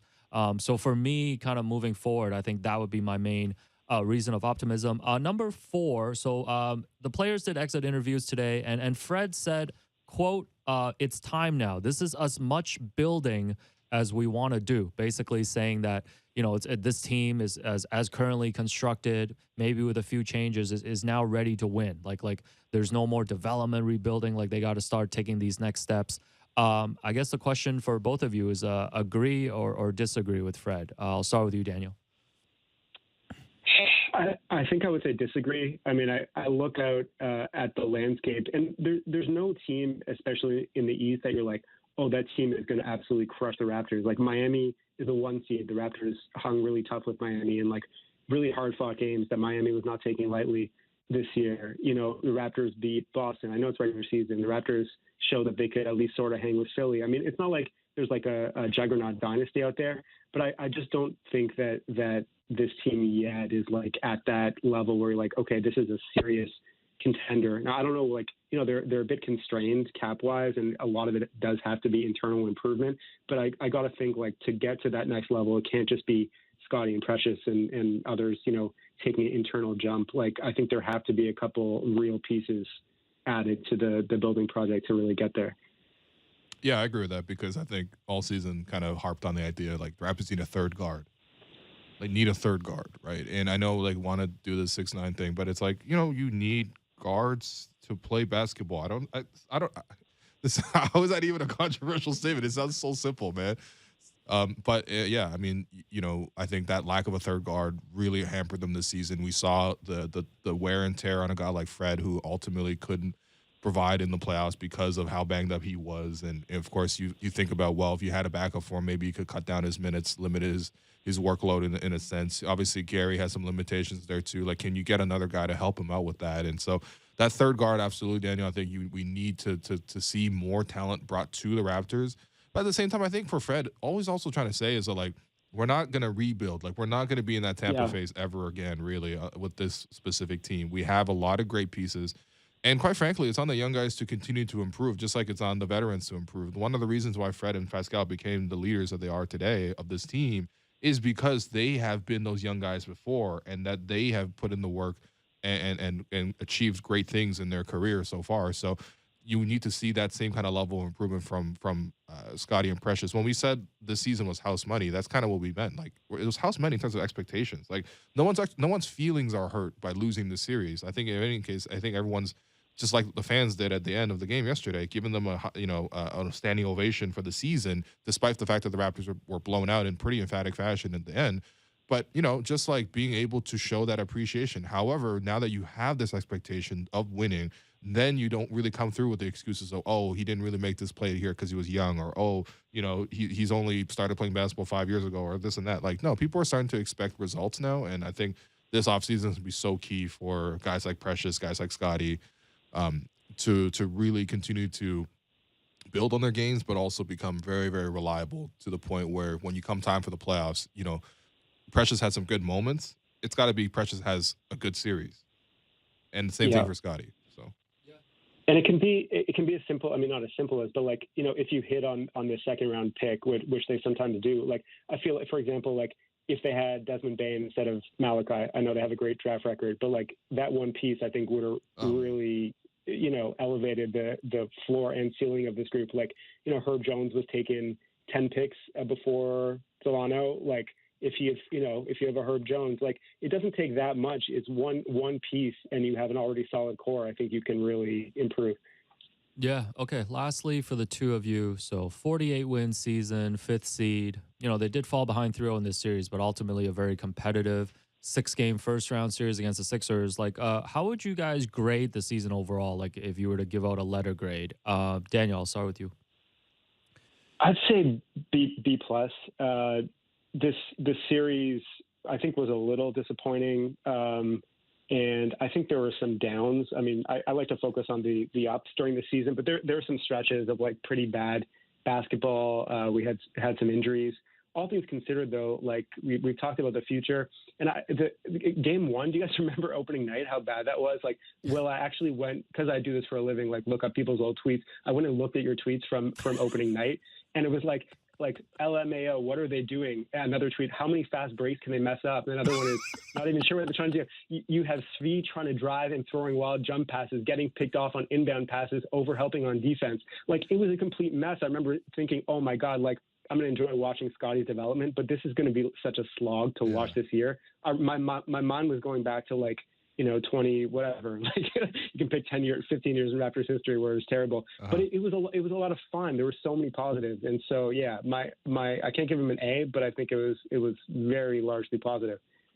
No, I respect that because I was also going to go with a B plus. I mean, to be fair, honestly, it's a B plus, but like with the bell curve, they're going to probably get curved to an A minus, maybe even an A. Just give it a damn grade. No, just because of the circumstances. Like, it was a hard course. This was not an easy course. There wasn't a lot of teams this season who got A pluses. That's fair. Right? Like, outside the Phoenix Suns, I guess the Boston Celtics, like, who's getting A pluses this season, right? So, for the Raptors, they overcame a lot of adversity. I think them finding an identity and really getting into their stride was really cool. I think the thing for the Raptors this season, we saw it both in stretches of the season where they would go on these like short little losing streaks, like 3 or 4 games, or they would go on these like 3 or 4 minutes in a game without scoring. Like, I think that's where the Raptors had to improve. It's like they have the talent to compete and play a really competitive game, and their record against plus 500 teams this season is very, very good. But it's like, how can you make sure that your lows aren't that low and that you can sort of sustain them, because realistically you're always going to go through cold stretches. You're always going to face injuries in a season.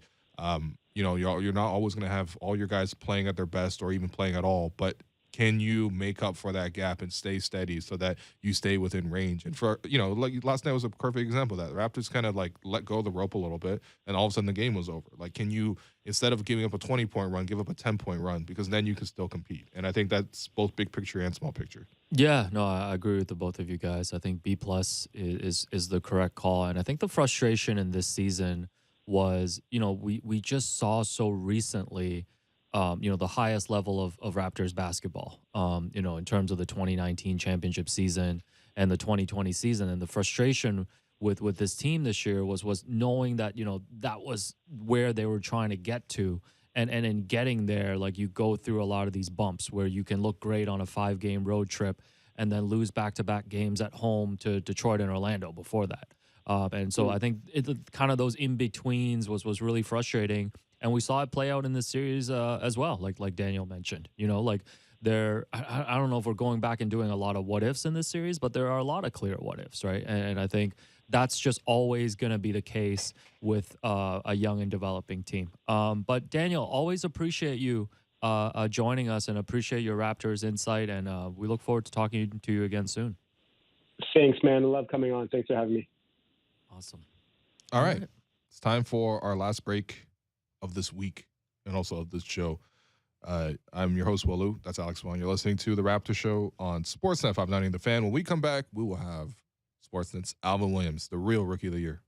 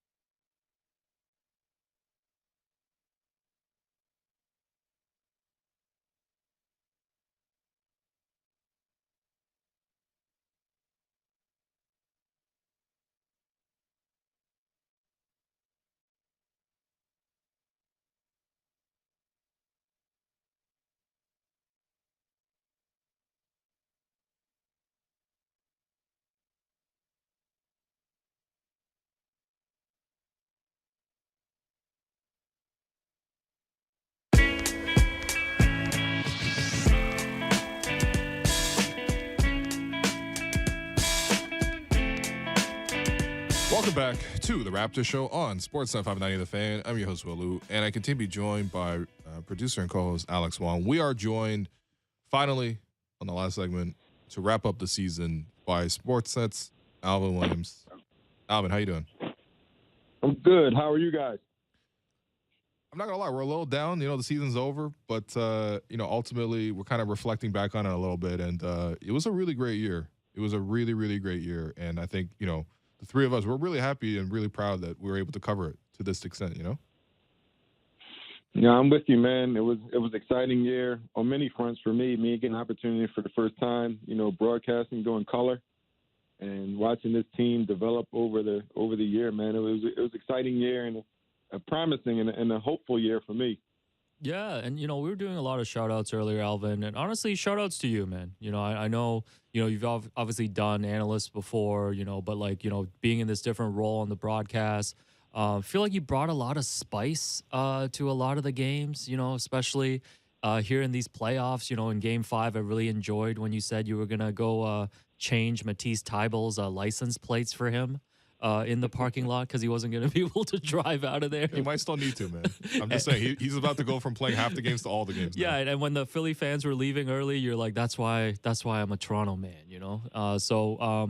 No, shouts to you, Alvin. What are your main takeaways from being in this new role this season? Oh man, it's learning. First of all, thank you, but it's a lot. I had to overcome nerves. I had to overcome, the feeling of really not belonging there at times.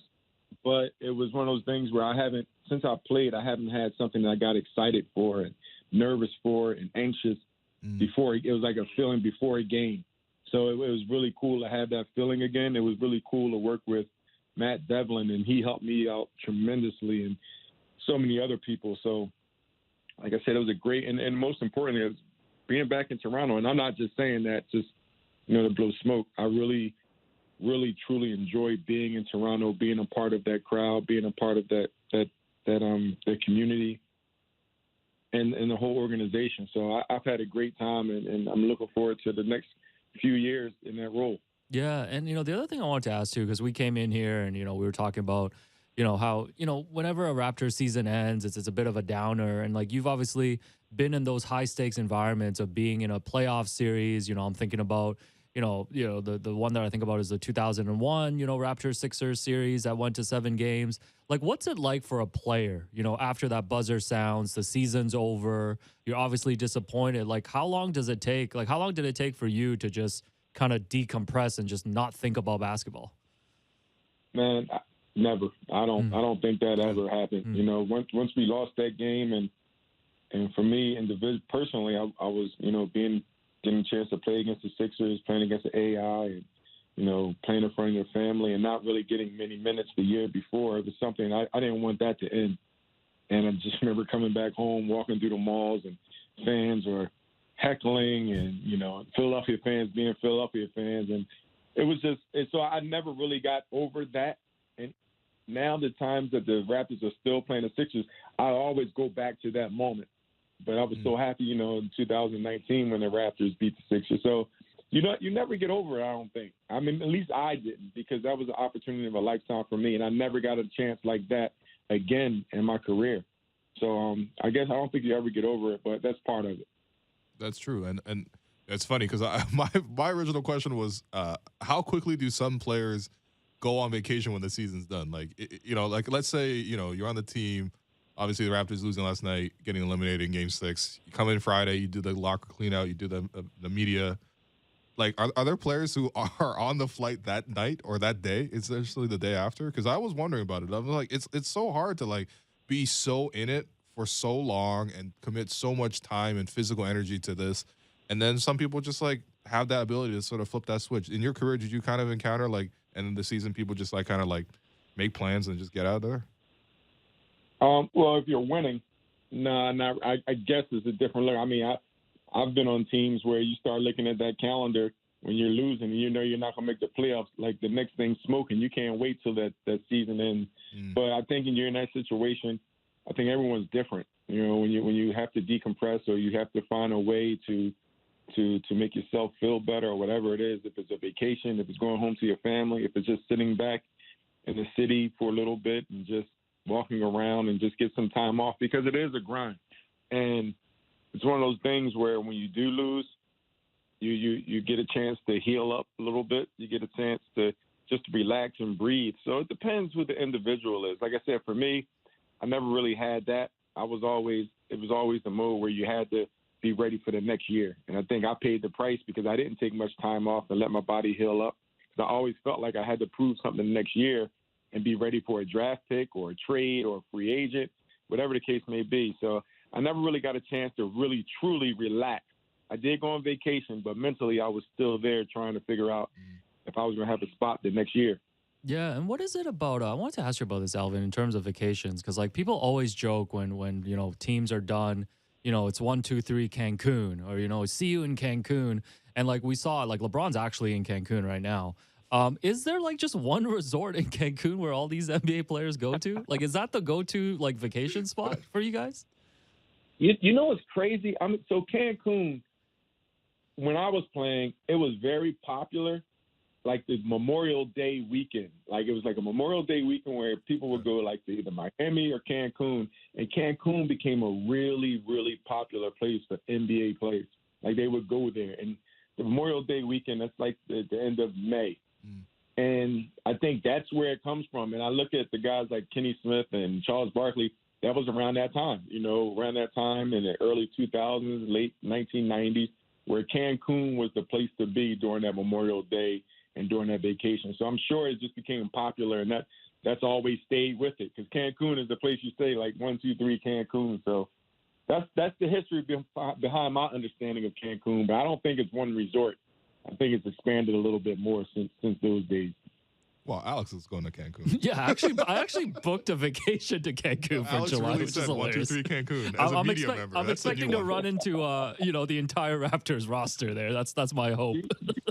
You might run into a few NBA players, Cancun, Bahamas, and you have some players that go to some exclusive places that you don't. Of course, yeah. You may not expect them, but yeah, Cancun and Bahamas, you'll run into some NBA players for sure.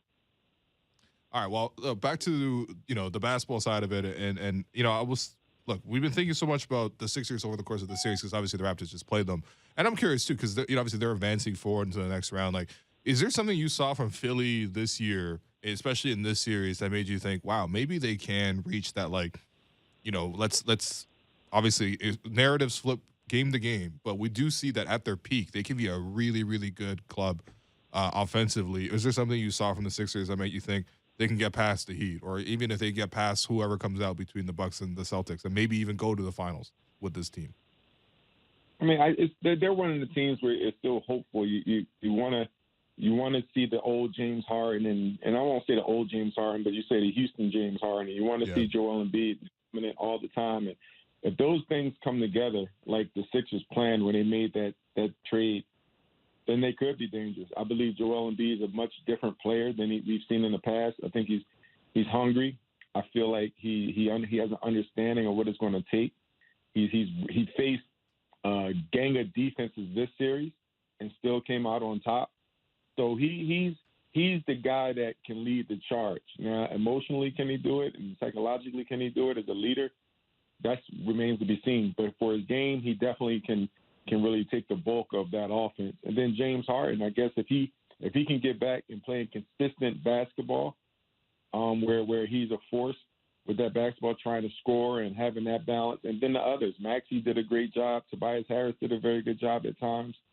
So they do have the pieces that can cause a threat. It's just about the makeup. And more importantly, I think it comes down to the other teams. I'm not quite sure if anybody separated themselves other than the Boston Celtics. And that's from a defensive side. Defensively, they are off the charts right now. They're playing with physicality.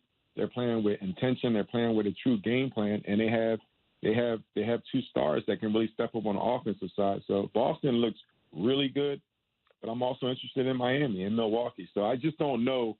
But Philadelphia is one of those teams that's intriguing as well because they do have some pieces that have the ability to take over games.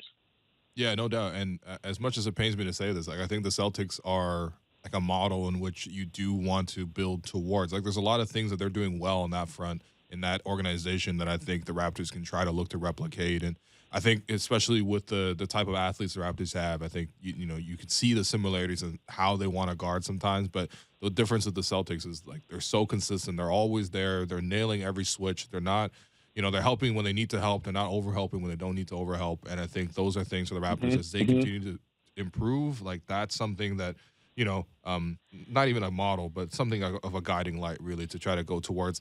I think, in thinking about Game 6 in particular, too, within the context of a guy like Pascal Siakam, we saw the Sixers go to a zone in the first half, I think in large part to try to stop Pascal from getting downhill as easy as he was. And then I think in the second half, it was really interesting in that third quarter when the Sixers went ahead, like they were trapping him almost a half court. And that's the kind of respect that is. Correct me if I'm wrong. Like, isn't that the kind of like the ultimate respect you give to a guy who, you know what, you're just saying anyone else beat us, but we're not letting you beat us, and we'll trap you coming off of half court. Not even like we think you're gonna shoot from there. We just want to make sure that you don't have the ball. Isn't that the ultimate sign of respect from a defense towards an offensive player like Pascal, who has done really well in the last couple of games? No, for sure. When you get double teamed, that's the other team saying that, our best chance of beating you is to eliminate you, and that's because you have game. That's because you've made an impact that the other team is very just frightened of. So Pascal did his job. When you're drawing double teams and you're drawing that much attention, he right there has done his job, and that's going to free up everyone else. So everyone else, when you go into this off season and you start thinking about how you were played individually or how you were played as a team, you start to try to work on your game so you can bring something else to that team if they would ever try to double team again. Now, when you're the opposite, you feel a little slighted, like, damn, I guess they don't even worry about me. But, that's the respect that Pascal is developing. And now Pascal has to go and say, how can I negate these double teams? How can I accept double teams and make sure everyone else is empowered? And then I think that comes with also the players, and then always, again, the coaches. You sit in that room and you figure out how you can use that and manipulate that defense and make it to your benefit. Because once again, if somebody's double teaming, somebody else is open. So it's the ultimate sign of respect for Pascal Siakam. So now it's about making those adjustments. Right, and I'm curious too, because I wasn't following the Raptors that that closely during the playoff runs that you guys made with Vince and stuff like that. Did that same process happen with a guy like Vince? Hell yeah! Oh my God! Like it was funny. It was when Vince first came into the league and he started taking off, and his athletic ability was on display every night. And it was times when Vince would get past one person and everyone would get out the way because they didn't want to be on the highlight, and we weren't that good. But when we start getting better, teams when Vince would get past one person, another person would step up. And then he would be faced with a wall, so they would try to keep him out of the lane. And then once he started developing that jump shot so well, they start double teaming him earlier, getting the ball out of his hands. And then it would put more pressure on people like myself, Oakley, JYD, Antonio, to try to perform. So Vince had that respect for sure. But Vince was so talented that he was a good passer, very underrated passer. And he can get the ball from different areas. He could post up. He can get it in the mid post. He can get it in transition. He can get it to the perimeter. So it was difficult to really pick and choose when you were going to trap him. But the better we became, the more they tried to negate Vince and what he was trying to do. And Vince was another guy as well. Certain plays would just hearten the other team, whether it was a fadeaway three-pointer and it would cause teams to call timeouts way earlier than we wanted to, because he was an impact player that could change the momentum and get the crowd in the game as well, home or away. Vince was that guy. Yeah. Well, I mean, that's great to hear, because I think it's good perspective for, the emerging players on the Raptors, like a Pascal, who probably, would have to play a role like that. And I think there's these are experiences that he's got to go through. And I think probably for you guys, like, when you see it in the playoffs, when you play a team 5-7 times in a row and all they're thinking about for 2 weeks straight in practice is how to stop you, like, there's got to be such an invaluable, like, learning experience that comes out of that, right? Yeah, I mean, it is. But, today's game is so different, right? the offense empowers everyone. Everyone has the ability to shoot shots. Everyone has the ability, to make their own plays. Where back in the day, it was pretty much the best player had the basketball and they made plays for everyone else. Whether it was AI, Kobe, Shaq, Vince, Kevin, it was all these guys, and everyone else had to wait around. Now you see the ball move around. You see people move. You see a lot of dribble handoffs. You see a lot of people in all of that action instead of just one or two people. So it's harder for a defense to really lock in on one person because everyone else has that ability. But it's a learning experience when you're playing with somebody like a Vince or a Pascal Siakam, how you can get your offense together, how you can get your game involved as well, and just continue to grow. The game is totally different. It's a much more fun game for everyone, but it's definitely a learning experience when you are playing with a Pascal and somebody like that. And it's a learning experience for everyone because Pascal, once again, he has to continue to grow to negate those type of defenses when they try to lock in on you. Yeah, no, that's great perspective. And I think, for the other guys, like a Scotty yesterday who took 20 shots, but a lot of that was by design. The Sixers were kind of forcing him to have the ball.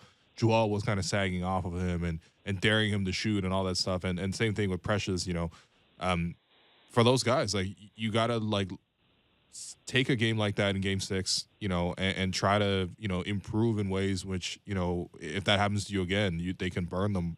And I think really when you think back on the weakness of this roster, if there was one thing, to me it seemed like three-point shooting was the one piece that the Raptors just needed a little bit more of. I understand Fred was hurt, which hurts you a lot for the three-point shooting, but is that your impression too, that one of the reasons why the Raptors couldn't really come through was just the lack of three-point shooting?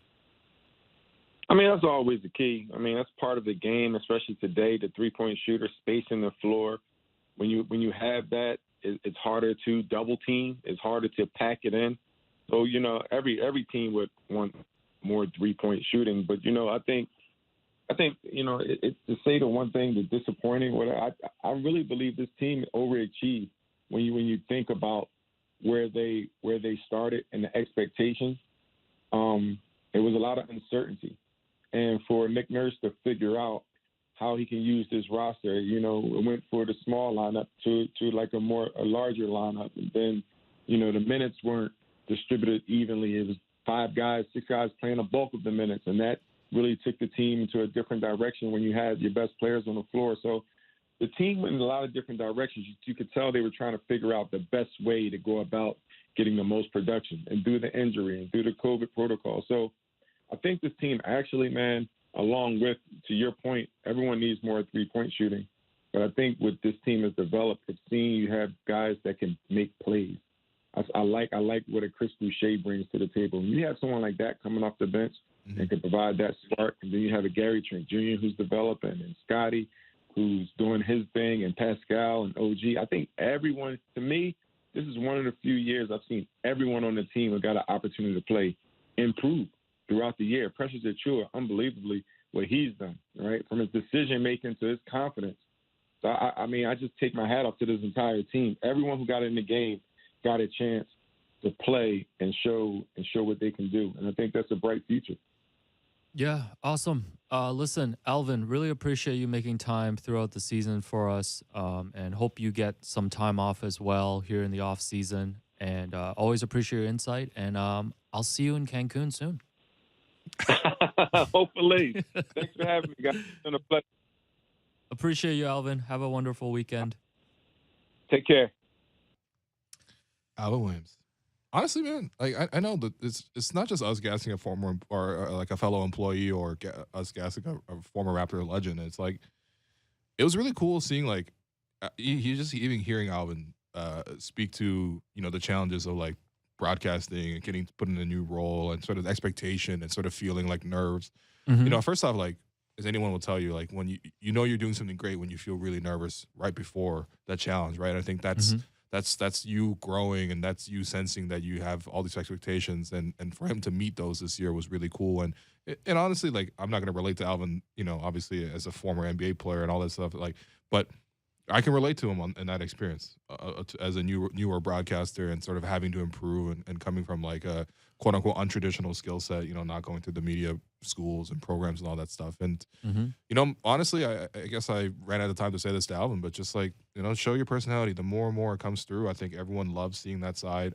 The off the cuff comments was awesome to hear the personality. And I know for Alvin, he sounds to me, and meeting him a few times, it's just like, still a little bit reserved, but I think the more that he lets that out, I think he has shown, such an invaluable like perspective on the game, and yeah, it was really cool, man. I think this is a great hire. Whoever hired him at Sportsnet, great hire. What's going on? What's going on, man? It's an HR meeting right now. Apparently, no, but yeah, and I think speaking of compliments, like Alvin got to work with one of the best, like got to work with Matt Devlin, and I think. It was interesting to hear him say, at the start, he was wondering if he just belonged there, right? And I think it's people always like to talk about like imposter syndrome, like especially in this industry, like if you come in and whether you're writer doing a radio show or Alvin on the television broadcast, sometimes it can be very intimidating, right? Yeah, because you do question, do I belong in here? Should I have this role? And it's I'm sure Matt has helped Alvin out so much behind the scenes because we can see the chemistry that the two of them have, and wish it was a longer playoff run, but next year. It is what it is, but it was a great season. We'll still be, as we mentioned, doing shows moving forward. Go subscribe to the Raptors Show. Seriously, go subscribe to the Raptors Show with Will Lou. Subscribe to the podcast. Yes. If you can't listen to it from 2 to 3 p.m. live, next week or the weeks going forward, like the podcast episodes will always be there, usually like right after 3 p.m. every day. Yeah, there you go. So me and Alex will not be going anywhere. We will still be annoying you. Well, Alex probably will be going somewhere. Yeah, I'll see you 3 times next week. Yeah, but you'll still see me 5 times a week. And we'll be talking about the Raptors and, of course, the rest of the NBA at large as they head into playoffs. So that does it for us today. I'm your host, William Liu, and you've been listening to The Raptors Show on Sportsnet 590 The Fan. Make sure you find The Raptors Show wherever you listen to podcasts and subscribe, and please rate and review. Thanks again to my producer and co-host, Alex Wong, to our guests, Daniel Dale and Alvin Williams, to our board producer, Derek Brandale, and Jennifer Rolnick for helping us behind the scenes with the YouTube stream. I will talk to you next week. We